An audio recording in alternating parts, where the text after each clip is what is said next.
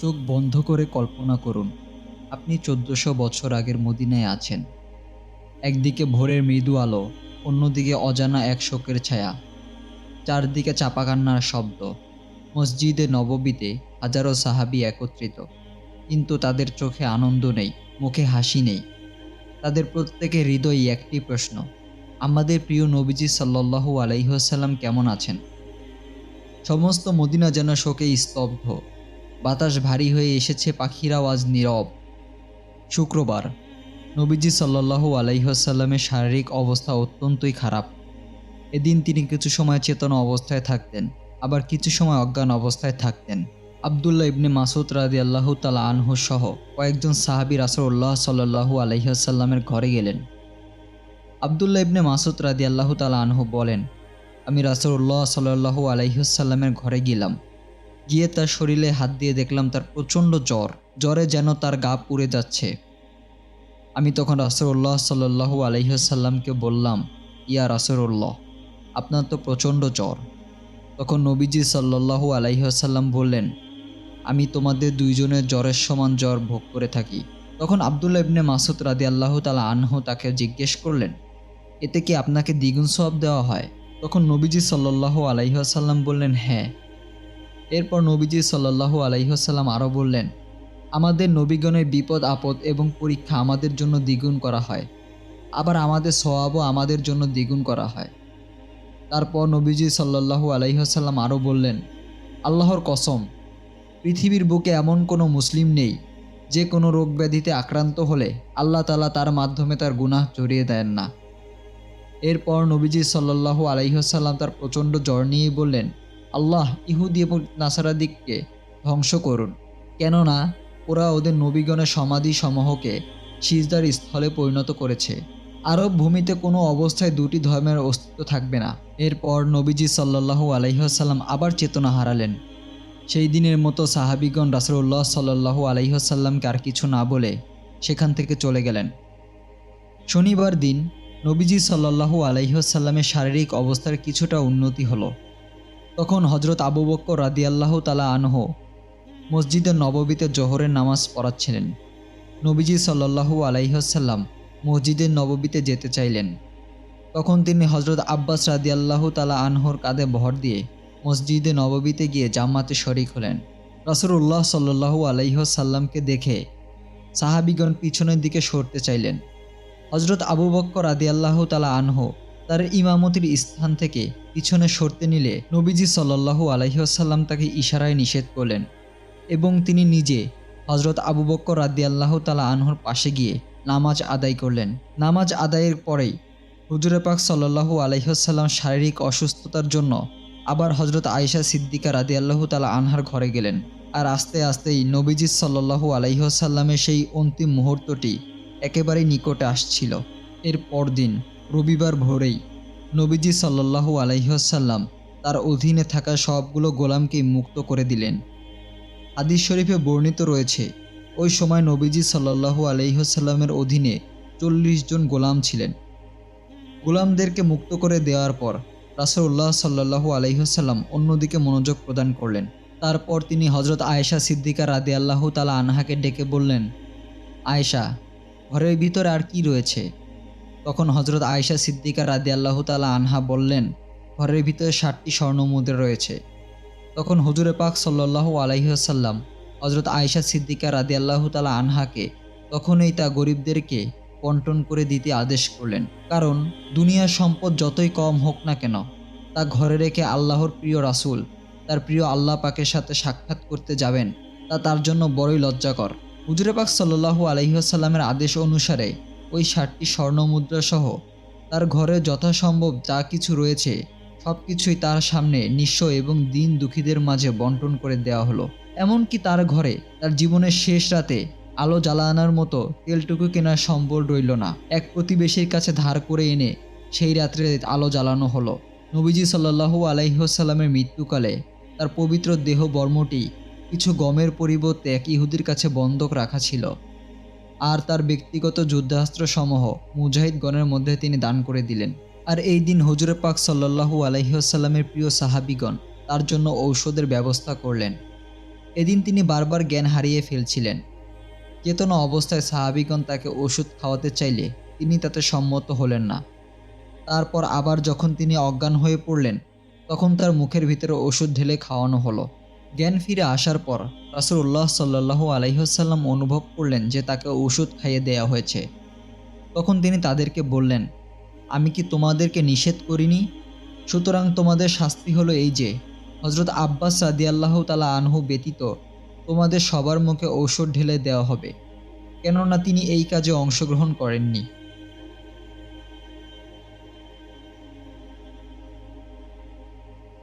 ১২ই রবিউল আউয়াল, সোমবার। ফজরের আলো ধীরে ধীরে মদিনাকে আলোকিত করছে। ঠান্ডা বাতাস বইছে, কিন্তু মদিনার পরিবেশ ভারী। গত কয়েকদিন ধরে নবীজি সাল্লাল্লাহু আলাইহি ওয়াসাল্লাম এতটাই অসুস্থ ছিলেন যে তিনি মসজিদে এসে নামাজ পড়াতে পারেননি। সাহাবীরা উদ্বিগ্ন।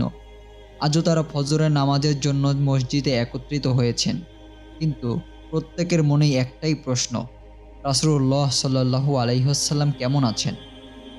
হযরত বিল্লাল রাদিয়াল্লাহু তাআলা আনহু প্রতিদিনের মতো দরজায় গিয়ে বললেন, আসসালাতু আসসালামু আলাইকা ইয়া রাসূলুল্লাহ। কিন্তু ভিতর থেকে কোনো প্রকার উত্তর আসলো না। তিনি আরেকবার ডাকলেন, তবুও কোনো সাড়া নেই। দুশ্চিন্তায় ডুবে থাকা সাহাবীরা ফজরের নামাজের জন্য দাঁড়িয়ে গেলেন। হযরত আবু বকর রাদিয়াল্লাহু তাআলা আনহু নামাজের ইমামতি করছেন। মসজিদ জুড়ে এক পিন-পতন নীরবতা। নবীজি সাল্লাল্লাহু আলাইহি ওয়াসাল্লাম হঠাৎ তার ঘরের পর্দা সরালেন। সাহাবীরা বিস্ময়ে তাকিয়ে রইলেন। তার চেহারা ছিল উজ্জ্বল, ঠিক যেন পূর্ণিমার চাঁদ। ক্লান্ত শরীরের ওপর এক অপূর্ব নূর বিচ্ছুরিত হচ্ছিল। তিনি তাকিয়ে রইলেন তার প্রিয় উম্মতের দিকে। তিনি তার উম্মতগণের নামাজ আদায়ের দৃশ্য নিষ্পলক চোখে প্রাণ ভরে দেখতে লাগলেন। তা দেখে তার হৃদয় আনন্দিত হয়ে উঠল। খুশিতে তার মুখমণ্ডল প্রফুল্ল এবং হাস্যোজ্জ্বল হল। তিনি তাদেরকে দেখে মৃদু হাসলেন। নামাজরত সাহাবীরা খোলা দরজা দিয়ে নবীজি সাল্লাল্লাহু আলাইহি ওয়াসাল্লামকে দেখে মনে করলেন, হয়তো হুজুরে পাক সাল্লাল্লাহু আলাইহি ওয়াসাল্লাম নামাজে শরীক হতে মসজিদে আসবেন। সাহাবারা আনন্দে আবেগে টলে পড়লেন। কেউ কেউ নামাজের মধ্যে কান্না শুরু করে দিলেন। আলহামদুলিল্লাহ, নবীজি সাল্লাল্লাহু আলাইহি ওয়াসাল্লাম সুস্থ হয়ে গেছেন। তখন অনেকের মনে এই আশাটা ঝলক দিয়ে উঠল। কিন্তু হুজুরে পাক সাল্লাল্লাহু আলাইহি ওয়াসাল্লামের দেহে তখন বসে থাকার মতো শক্তি ছিল না। তিনি হাতের ইশারায় সাহাবীদেরকে ব্যস্ত হতে বারণ করলেন। তারা কেউ বুঝতে পারেননি এটি ছিল বিদায়ের হাসি, এটি ছিল শেষ দেখা। কেউ জানতো না আজকের সকালটাই উম্মতের সাথে নবীজি সাল্লাল্লাহু আলাইহি ওয়াসাল্লামের শেষ সকাল হয়ে থাকবে। তারপর নবীজি সাল্লাল্লাহু আলাইহি ওয়াসাল্লাম দরজাটি আবার লাগিয়ে দিলেন, আর সাহাবীদের দৃষ্টি সম্মুখ হতে এইভাবে নবীজি সাল্লাল্লাহু আলাইহি ওয়াসাল্লাম চিরদিনের জন্য অদৃশ্য হয়ে গেলেন। হযরত আবু বকর সিদ্দিক রাদিয়াল্লাহু তাআলা আনহু ফজরের নামাজ সম্পূর্ণ করে সরাসরি নবীজির পবিত্র হুজরায় গমন করলেন এবং নবীজি সাল্লাল্লাহু আলাইহি ওয়াসাল্লামকে দেখার পর হযরত আয়েশা সিদ্দিকা রাদিয়াল্লাহু তাআলা আনহাকে বললেন, আমি নবীজি সাল্লাল্লাহু আলাইহি ওয়াসাল্লামকে সুস্থ দেখছি। যে কষ্ট এবং ব্যাকুলতা পূর্বে ছিল তা এখন কমে যাচ্ছে। যেহেতু এই দিনটি হযরত আবু বকর সিদ্দিক রাদিয়াল্লাহু তাআলা আনহুর দ্বিতীয় স্ত্রী, যিনি মদিনা থেকে প্রায় ১ মাইল দূরে বসবাস করতেন, তার পালা ছিল। তখন হযরত আবু বকর রাদিয়াল্লাহু তাআলা আনহু রাসূলুল্লাহ সাল্লাল্লাহু আলাইহি ওয়াসাল্লামের কাছে গেলেন এবং বললেন, আমার স্ত্রী হাবিবা বিনতে খারিজার পালা আজকে। আপনি যদি আমাকে সেখানে যেতে দেন তাহলে আমি সেখান থেকে ঘুরে আসি। তখন নবীজি সাল্লাল্লাহু আলাইহি ওয়াসাল্লাম বলেন, হ্যাঁ, চলে যাও। অন্যান্য লোকজনও অবগত হলো নবীজি সাল্লাল্লাহু আলাইহি ওয়াসাল্লাম সুস্থ বোধ করছেন। তখন তারা নিজ নিজ বাড়িতে চলে গেলেন। হযরত আলী রাদিয়াল্লাহু তাআলা আনহু যখন তার পবিত্র হুজরা থেকে বের হয়ে বাহিরে আগমন করলেন, তখন লোকজন তাকে নবীজি সাল্লাল্লাহু আলাইহি ওয়াসাল্লামের স্বাস্থ্য সম্পর্কে জিজ্ঞেস করলেন। হযরত আলী রাদিয়াল্লাহু তাআলা আনহু বললেন, আলহামদুলিল্লাহ, তিনি সুস্থ রয়েছেন। লোকজন শান্ত হয়ে তখন চলে যায়। এরপর হযরত আব্বাস রাদিয়াল্লাহু তাআলা আনহু হযরত আলী রাদিয়াল্লাহু তাআলা আনহুর হাত ধরে বললেন, এ আলী, আল্লাহর কসম, নবীজি সাল্লাল্লাহু আলাইহি ওয়াসাল্লাম এই রোগেই আমাদের ছেড়ে চলে যাবেন। অতএব ভালো হয় তুমি রাসূলুল্লাহ সাল্লাল্লাহু আলাইহি ওয়াসাল্লামকে জিজ্ঞেস করো তারপরে কে খলিফা হবেন। আর আমাদের মধ্য থেকে যদি কেউ হয় তাহলে সেই সম্পর্কে তাকে ওসিয়ত করতে বলুন। তখন আলী রাদিয়াল্লাহু তাআলা আনহু বলেন, সম্ভবত রাসূলুল্লাহ সাল্লাল্লাহু আলাইহি ওয়াসাল্লাম আমাদের ব্যাপারে অস্বীকার করবেন। তাহলে আমরা চিরকালের জন্য এই পথ থেকে বঞ্চিত হয়ে যাব। আল্লাহর শপথ, আমি এই ব্যাপারে তার সাথে একটুও কথা বলবো না। লোকজন রাসূলুল্লাহ সাল্লাল্লাহু আলাইহি ওয়াসাল্লামকে সুস্থ মনে করে চলে যায়। কিছুক্ষণ পরেই তার মৃত্যু কষ্ট শুরু হয়। হযরত আয়েশা সিদ্দিকা রাদিয়াল্লাহু তাআলা আনহার কোলে মাথা রেখে তিনি শুয়ে পড়েন। তখন তিনি হযরত আয়েশা সিদ্দিকা রাদিয়াল্লাহু তাআলা আনহাকে বলেন, আয়েশা, খাইবারের ইহুদি নারীর গোশতে মিশ্রিত বিষের প্রতিক্রিয়া আমার শরীরে এতদিনে শুরু করেছে। একদিকে আসমানের সূর্য ক্রমে ক্রমে উদিত হতে জগতের বুকে আলোকছটা তীব্রতা করছিল, আর অন্যদিকে মুসলিম জাহানের বাদশা হৃদয়ের সূর্য মানবকুলের হৃদয়ে জগৎকে অন্ধকারাচ্ছন্ন করে অনন্ত সাগরে বিলীন হয়ে যাচ্ছিল। সারা জগৎ জুড়ে মহাশোকের বন্যা বয়ে আসছিল। আর রাসূলুল্লাহ সাল্লাল্লাহু আলাইহি ওয়াসাল্লামের পরিবার পরিজনের ওপর কিয়ামতের সমতুল্য ঘটনা একদিক দিয়ে নাজিল হচ্ছিল।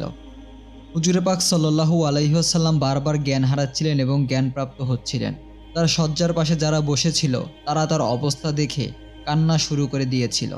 আর এরূপ অবস্থার ভিতরে নবীজি সাল্লাল্লাহু আলাইহি ওয়াসাল্লাম একবার জ্ঞানপ্রাপ্ত হয়ে তার কলিজার টুকরা কন্যা ফাতেমা রাদিয়াল্লাহু তাআলা আনহার নাম উচ্চারণ করলেন।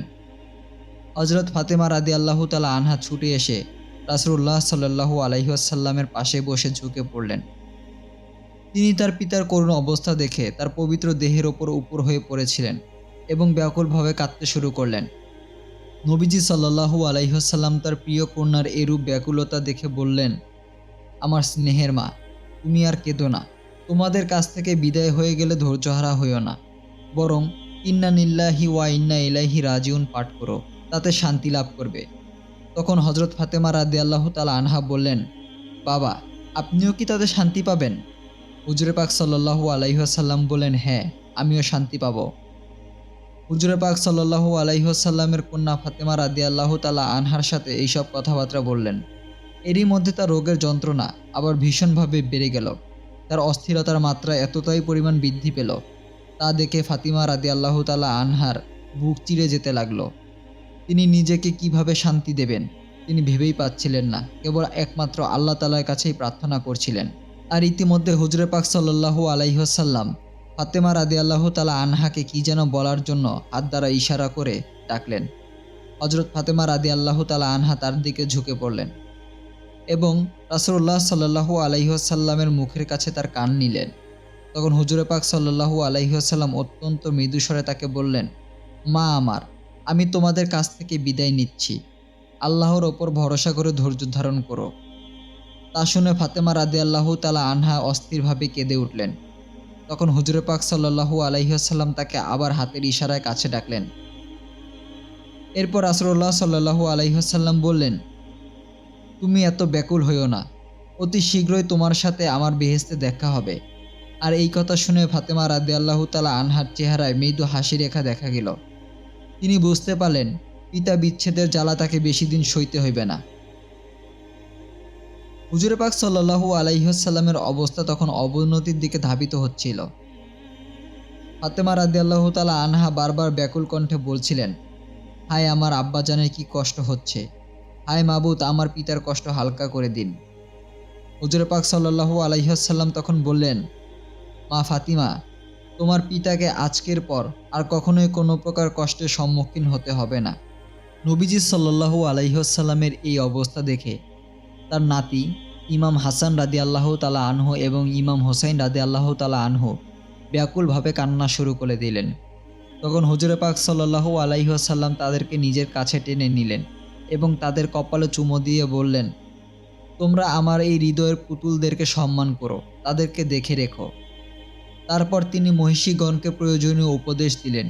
একটু পরেই তিনি তার পরম প্রিয় হযরত আলী রাদিয়াল্লাহু তাআলা আনহুকে তার নিকট ডাকলেন। হযরত আলী রাদিয়াল্লাহু তাআলা আনহু তার পায়ের কাছেই বসেছিলেন। তিনি হুজুরে পাক সাল্লাল্লাহু আলাইহি ওয়াসাল্লামের ডাক শুনে তার মাথার কাছে গিয়ে হুজুরে পাক সাল্লাল্লাহু আলাইহি ওয়াসাল্লামের পবিত্র মাথা নিজের কোলে তুলে নিলেন। হযরত আলী রাদিয়াল্লাহু তাআলা আনহুকে রাসূলুল্লাহ সাল্লাল্লাহু আলাইহি ওয়াসাল্লাম কতিপয় কিছু খাস নির্দেশনা দান করলেন। তারপর হুজুরে পাক সাল্লাল্লাহু আলাইহি ওয়াসাল্লাম অত্যন্ত গভীরভাবে উচ্চারণ করলেন, নামাজ, নামাজ আমার চোখের পুতুল। তারপর বললেন, তোমরা দাস দাসী, তোমাদের গোলাম এবং তোমাদের অধীনস্থদের সাথে ভালো ব্যবহার করো। হুজুরে পাক সাল্লাল্লাহু আলাইহি ওয়াসাল্লামের দেহ মোবারক আস্তে আস্তে অবসন্ন হয়ে আসছিল। তার জীবনের অন্তিম মুহূর্তটি তখন একেবারেই নিকটে। এরপর হুজুরে পাক সাল্লাল্লাহু আলাইহি ওয়াসাল্লাম তার প্রিয় সহধর্মিণী হযরত আয়েশা রাদিয়াল্লাহু তাআলা আনহার দেহের সাথে হেলান দিয়ে সেই মুহূর্তটির অপেক্ষা করছিলেন। হযরত আয়েশা সিদ্দিকা রাদিয়াল্লাহু তাআলা আনহা বলেন, এই সময় রাসূলুল্লাহ সাল্লাল্লাহু আলাইহি ওয়াসাল্লামের পবিত্র চেহারা মোবারক কখনো পাণ্ডু বর্ণ ধারণ করছিলেন, কখনো আবার লাল বর্ণ ধারণ করছিলেন। তিনি মৃদু কণ্ঠে এই সময় পাঠ করছিলেন, লা ইলাহা ইল্লাল্লাহু ইন্নালিল মাউতা সাকারাতুন, অর্থাৎ আল্লাহ ব্যতীত আর কোনো উপাস্য নেই, মৃত্যু নিশ্চয়ই কষ্টকর। আর ঠিক ওই সময় হযরত আয়েশা সিদ্দিকা রাদিয়াল্লাহু তাআলা আনহার ভাই আব্দুর রহমান একটি নতুন মেসওয়াক নিয়ে সেখানে উপস্থিত হলেন।